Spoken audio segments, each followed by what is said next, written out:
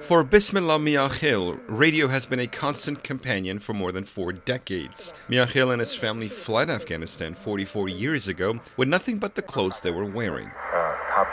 His first purchase when they arrived at this refugee camp in Kohat, Pakistan, was a radio. Radio is keeping me informed about the world. Without it, I would be just laying in bed. There are no people around, and it is the radio that speaks to me. I listen to it, and it tells me about everything. While TV and the internet are popular in Afghanistan, around a third of the population still depend on radio as a major source of news, information, and education. Now 88 Miakhil regularly tunes into international channels including BBC, VOA, and Deutsche Welle to keep informed about events in and around his former home in Kabul. He recalls receiving news of the Taliban's arrival there in the late 90s. When the Taliban came to Kabul, there was fighting. We were listening to the news about Kabul.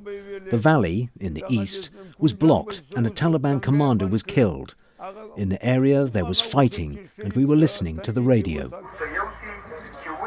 Being able to hear about events in his home country helps Miakhil feel connected and informed. Changes to media under the Taliban rule could see a resurgence in radio. The Taliban have imposed restrictions on media, including a ban on music, entertainment, and images of living beings, which limits TV broadcasts. Plans to implement laws across Afghanistan could make radio a main source of information for many.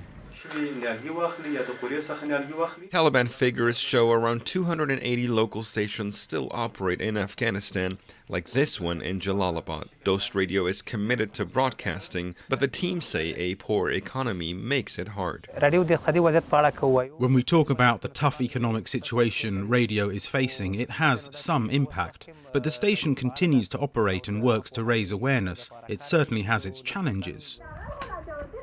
Back in Pakistan, for many Afghans like Miakhil, radio is already the primary source of information. Miakhil tunes into the news at least 3 to 4 times a day. He's listening for information on Afghanistan and issues that may affect Afghan refugees in Iran and Pakistan, like deportations or harassment. His family, over 60 strong, including children and grandchildren, still live as refugees. For them, radio is their connection to the outside world. For Muska Safi in Kohat, Pakistan, Bezhan Hamdard, VOA News.